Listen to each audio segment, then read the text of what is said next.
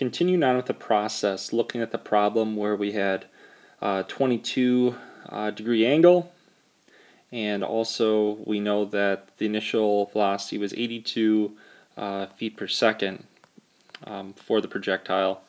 In the x direction, we were going 76.03 feet per second, and in the y direction, we were going 30.72 feet per second. So now that we calculated the initial velocity in x direction and the y direction, and also we calculated the time that the projectile is going to take for it to reach its vertex, we know that was 0.96 seconds. So now that we have that information, we can move on and solve for a few other things. The next equation we're going to take a look at is the maximum altitude, or y max. So y max is going to be equal to initial velocity in the y direction, which we know, multiplied by time, which we know, minus 1/2 gravity, multiplied by time squared. So a lot of these values we already have established from previous problems. So let's plug in some numbers. In this case, we know that y max is going to be equal to the initial velocity in the y direction, which from a previous problem we know is 30.72 feet per second. And then we also know time, and the time to reach a vertex was 0.96 seconds. Right? And then from there we need to subtract 1/2, and that's going to be multiplied by by gravity, which is 32 feet per second squared, and that is going to be multiplied, move over one more time, multiplied by the time squared, 0.96 seconds, and that's squared. So after we take a look at that and run through all of that information, what we're going to end up with is this. We're going to end up with 29.4912, and again that's initial velocity in the y direction multiplied by the time to get to the vertex.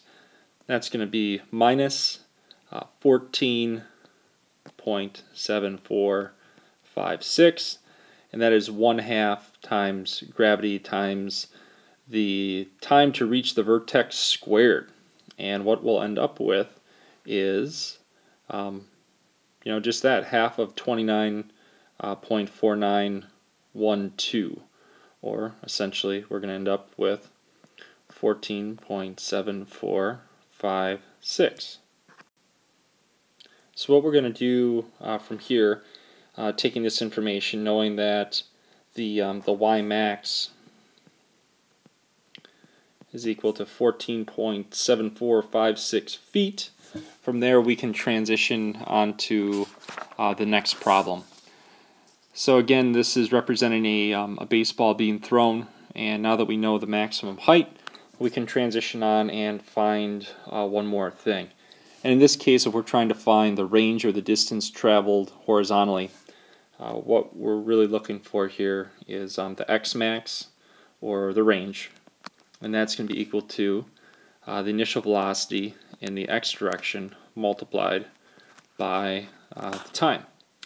And in this case, we know that the initial velocity in the x direction from the previous problem was 76.03 feet per second, and we had a higher initial velocity in the x direction because we had a lower angle that the projectile was being launched or thrown from. And then the time, we're going to multiply that by 1.92 seconds, and it's 1.92 because it took the projectile 0.96 seconds to get to its vertex, and that's going to take it 0.96 seconds to get back to the ground. So if we multiply those two, we're going to find out that x max is equal to 145.9776, or 98, wherever you want to round it, and that is in feet. So taking a look at the X max, 145 point, let's say 98, and that is going to be feet. So that's the maximum range or the distance projectiles can travel in the X direction.